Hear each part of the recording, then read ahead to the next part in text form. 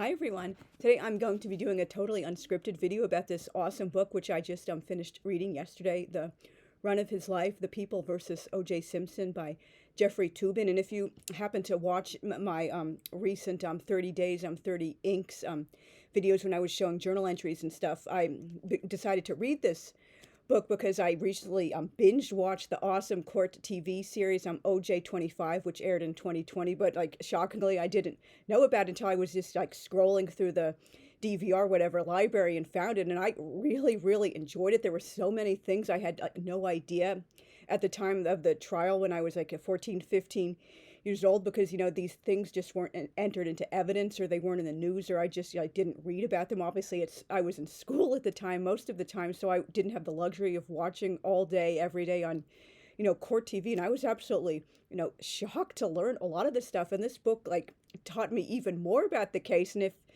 you guys weren't alive at the time, it's kind of hard to like really express. This story absolutely dominated our daily news. It was this constant like nonstop parade of like entertainment. It was a real life soap opera, like reality TV before that was even a thing. All the the lawyers and the judge and a lot of the witnesses, they became household names, and like pop culture references, like everyone could recognize their pictures. It's just like you can't really understand that unless you actually live through it. And I'm sure like the younger generations who might be watching this have their own thing like that totally dominated their adolescence or just their adulthood or whatever, like OJ did for my own adolescence. And as I did mention in the 30 Days 30 Inks videos, when I was like relevant journal entries about the show I was watching and my own feelings and memories and stuff, I actually thought he was innocent until shortly before the verdict. And just, well, that's obviously a whole thing for its whole other story. If I ever do like a story time Sunday series, like my memories and stuff of the OJ trial, that will definitely be a topic. And so anyway, this is a really good book because you might think, oh, he's just going to be talking about the trial from pretty early on, but no, it's, I think, like takes over like 200 pages or so till finally actually start getting to the actual trial, because he's just setting the stage, giving background about all the main lawyers. And even after the trial begins, he does flash back a little bit to say, oh, this is who this lawyer was, how he or she grew up, and how these experiences shaped that lawyer, and like maybe important cases they had and just things like that. And he goes into the background and a number of the witnesses, so it's not just blindly relating, oh, this is what happened and then name said this, and I'm just like blandly like transcribing from the the court TV videos. No, it's he actually makes it come alive and like brings out like side characters and side issues things bring out to just,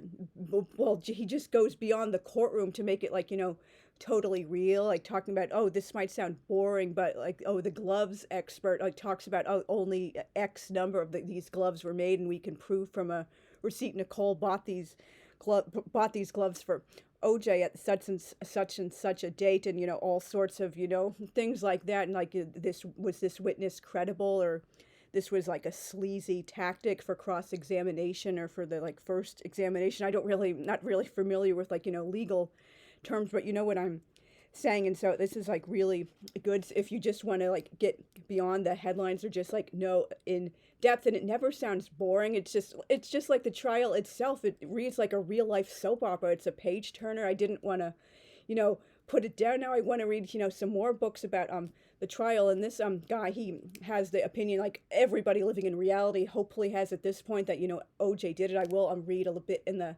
back his thoughts about that, and like the conspiracy theory lunacy that I was naive enough to believe at 14 and 15 years old, how that could not have happened. And he also goes in, oh, the jury was dumber than a box of rocks. Like seriously, there was like only one juror, well, there were two jurors who voted for guilty when they started like doing the straw man poll first, but only one of those two jurors actually came forward to say she had voted guilty, and they were all the other 10, oh, how dare you, this is horrible, he's obviously not guilty, we have to send a message to the man and like get payback for Rodney King. Like, if you're not living under a rock, you obviously know this was like for the most part anyway, across very radically across racial lines. Like, most African Americans thought he was not guilty, and most white Americans thought he was guilty. And obviously, if you like lived through it or have seen the like playback videos of the jury acquittal reaction and people watching it, like most whites are like they're like stunned silence, they're absolutely horrified, and like African Americans are like cheering, yeah, he's been a coronated emperor of the universe. Like I saw that myself at my school. Again, I will be getting to this more, and like if I do a future Storytime Sunday series about my memories about this whole thing. We were in the library and at English class at the time, and this African American kid in the halls, he like I guess opened the door a little bit to one of the things in the library and like whispered not guilty, and then suddenly everyone is like not guilty, and like chanting through the halls letting everyone know. And when we walked to my next class, chemistry, it was a kind of like a frightening. I know what that like sounds like, because obviously because the color of my skin, but I went to like a school that was about like half African American, I'm not sure the percentages. There were maybe like 10%, 5% Hispanic, so maybe like 50-40 roughly was about like the white and the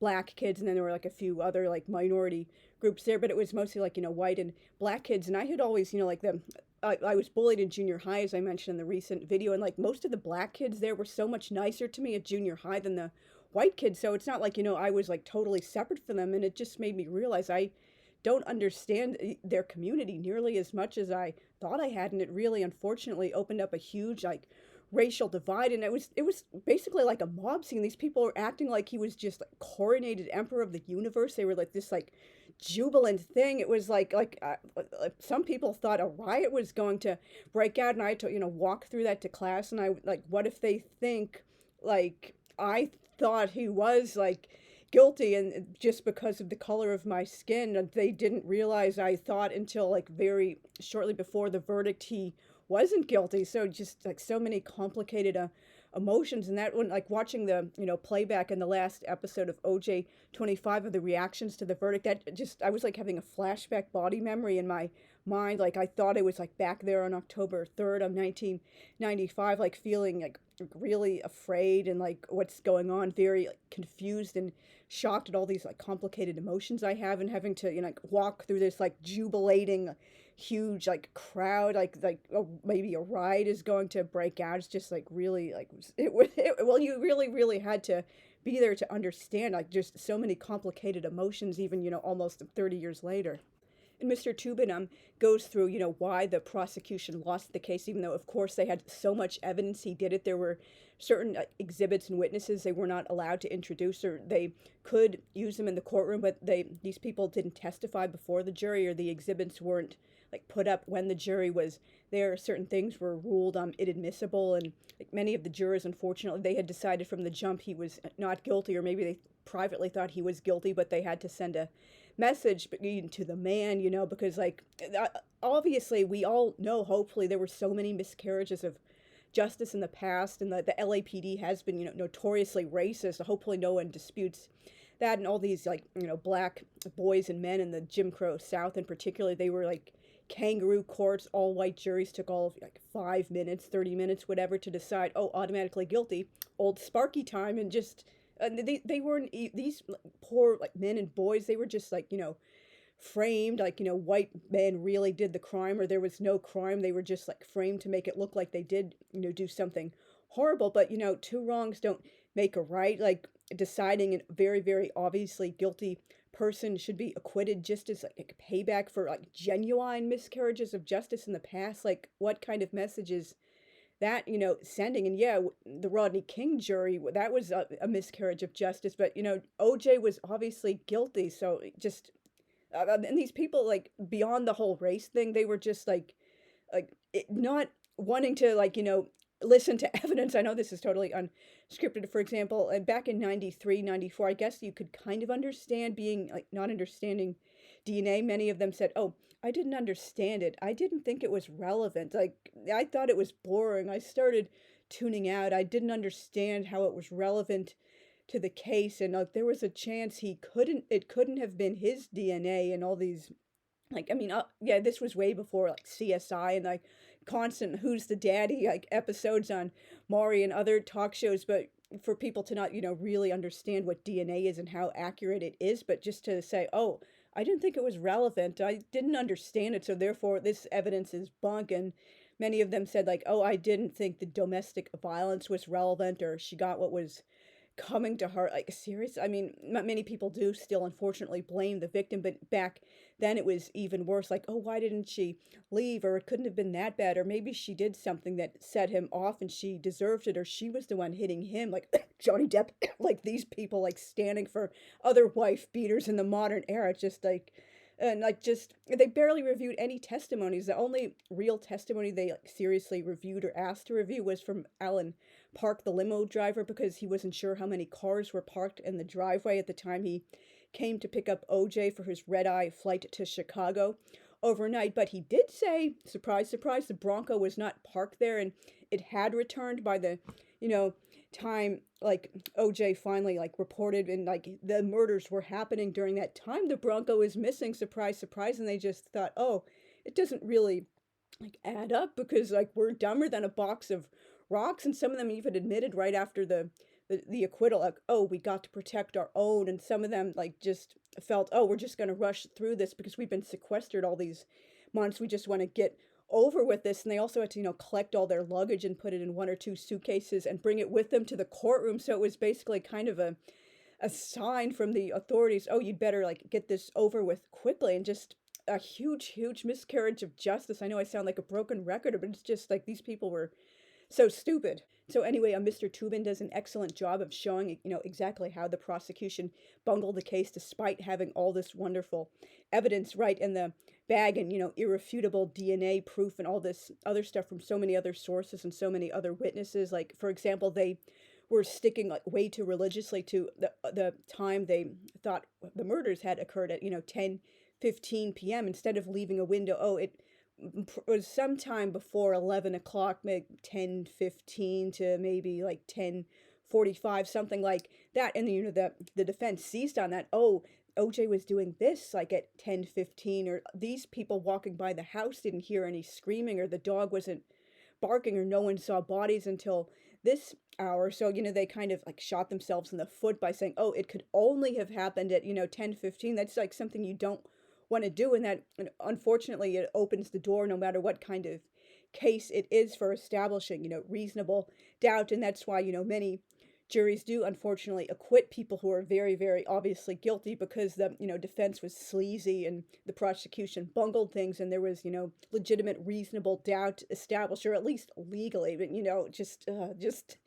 the prosecution, they made so many stupid like rookie mistakes. Obviously, the number one, like the famous like glove demo, those he had to put on latex gloves underneath, and he had stopped taking an anti-arthritis medication a day or so before, so his hands would be all swollen, and he was keeping his thumbs out like this, and he wasn't even like putting the latex gloves on properly. He wasn't even trying to pull them all the way down his fingers. He was just like jacking around, like putting on a great show of theater. But surprise, surprise, when he later tried on a pair of a duplicate copy of the very rare gloves, like with that were not shrunken by blood, that was also an issue with like why they wouldn't fit properly. A surprise, those gloves did fit properly, and even like the way they were supposed to, a little bit tightly, because they're brand new and leather gloves, and just the right size, and just so many. And he should have tried them on in chambers, or at least like in the courtroom without the jury present, just to see what was going on. And they just blazed ahead with this. And there were so many sleazy lawyers on his so-called dream team. From reading this book and watching the OJ 25 series, which also has 25 episodes, the only like lawyer of his who comes off with any kind of like dignity or decency by the end was Robert Shapiro, and he was one of the ones who basically knew from the jump, okay, he's guilty, but I'm just gonna defend him. The others are, oh yeah, he's definitely not guilty, and we're gonna engage in lots of sleazy behavior during the trial and afterwards. And Shapiro, he totally admitted to Barbara Walters right after it, not only did we play the race card, we dealt it from the bottom of the deck, which obviously they're like, that's another reason why the defense won, as he points out, and as anyone like watching back 30 years ago like could realize, they're not even addressing the actual evidence. It's, oh, this must be a conspiracy theory, or this person must be lying because they're a racist, or just this and that. And it was just basically like racial conspiracy theories and payback. And they also, like, the prosecution, they had the chance to have a more like demographically varied jury with like people of a mix of different races, but because it was held in Los Angeles instead of Santa Monica, where the murders occurred, the jury makeup was much different, and he goes into detail about like there are many different reasons why they had to try it at the L.A. courthouse instead of in Santa Monica. And if they had tried it in Santa Monica, as they did later in the civil trial, which he thankfully did not win, that there was like just a completely different jury makeup. Now I'm going to read a bit from the epilogue talking about like why the conspiracy theory makes no sense, and just like basically succinctly summing up the evidence that he actually did do it, which hopefully everyone living in reality knows by now. And like, I'm so ashamed and embarrassed of myself I ever believed he was innocent. I mean, and that I had no idea until the very day of the verdict it was only about race for a lot of the African American kids at my school and society in general. And yeah, I believe the conspiracy theories and that there were like racist cops involved, but I was looking at what I thought was, actual evidence, and people were planting evidence and just like mixing up the evidence, and it was a nefarious racist crime, but it wasn't only about race. Like, how naive could I have been? It was just like that just like these contradictory thoughts. How could I have thought, it's not only about race, and at the same time it was done by racist cops? So, but again, I was like 14, 15 years old. You can kind of understand why someone that age does not have the nearly complete cognitive development to think about things like an adult. And I was pretty much the only kid in just about all of my classes back in my freshwoman and sophomore years of high school who thought he wasn't guilty. So just I was totally like in a minority. As to the central fact in the case, it is my view that Simpson murdered his ex-wife and her friend on June 12th. Any rational analysis of the events and evidence in question leads to that conclusion. This is true whether one considers evidence not presented to the jury, such as the results of Simpson's polygraph examination, which he completely failed, and his flight with Al Cowlings on June 17th, or just the evidence established in court. Notwithstanding the prosecution's many errors, the evidence against Simpson at the trial was overwhelming. Simpson had a violent relationship with his ex-wife, and tensions between them were growing in the weeks leading up to the murders. Simpson had no alibi for the time of the murders, nor was his Bronco parked at his home during that time.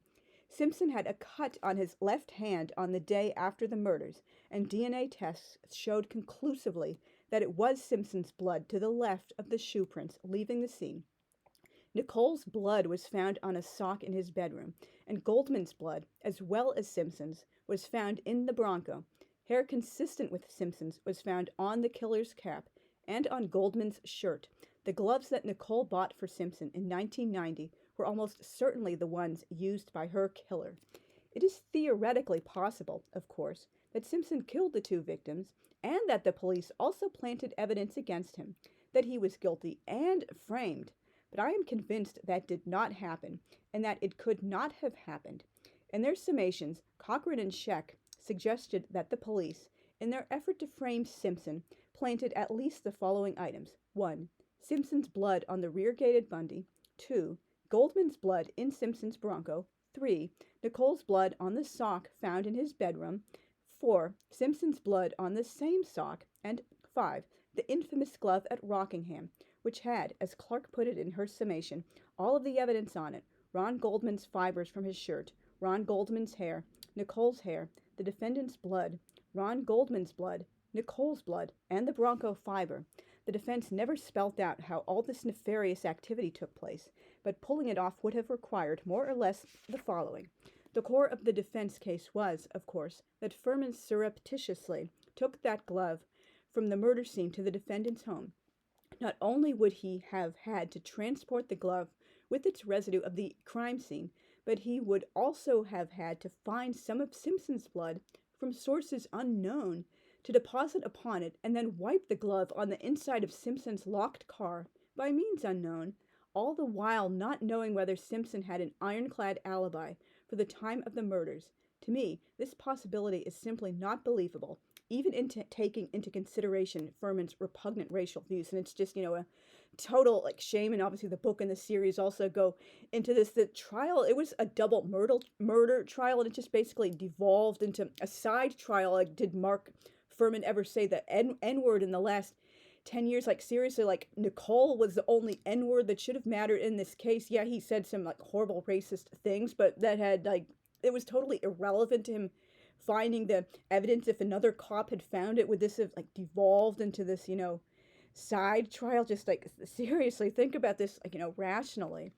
The other police conspirators, conspicuously unnamed by the defense, would have had to be equally adept and even more determined. Many of the police officers at the crime scene noticed the blood on the back gate at Bundy. Someone would have had to wipe that off and apply Simpson's. The autopsies, where blood samples were taken from the victims, were not performed until June 14th, more than a full day after the murders. Someone would have had to take some of Goldman's blood and put it in the Bronco, which was then in police custody, and someone, the same person, another, would have had to take some of Nicole's blood and dab it on the sock, which was then in a police evidence lab. When Van Adder took his notorious trip to Brentwood with the blood vial, he only had Simpson's sample, not Nicole's, with him. All of these illegal actions by the police in a potential death penalty case, by the way, so like the cops would have been in it for the death penalty if they had been found guilty of criminal conspiracy too, would have had to take place at a time when everyone involved in the case was under the most relentless media scrutiny in American legal history, and all for the benefit of an unknown killer who, like only 9% of the population, happened to share Simpson's shoe size. 12, just like so many things just went wrong during the trial. And he also mentions earlier in the book, like, not just for OJ, but like people in general in LA, celebrities, like cops are so star-studded, they're like, oh, we got to protect the celebrity, handle them with kid gloves. Though if there's a crime, we have to notify them like directly. We can't let it leak out to the press. Got to protect, the celebrity, like shield them from public backlash or just like people like prying into their business, or like, we're hanging out at this person's house, so we have like a friendly like a relationship, or at least we're like hangers on who are fans of this person, so we can't treat this person too badly. So then they're basically, the defense is painting the cops as these like racist conspirators, but in actual fact they were like fanboys of OJ's, and just like so many things just were so like effed up and wrong during this trial. Just boggles the mind. So thank you very much for watching. If you can't already tell, I really, really highly recommend this book, and also the Court TV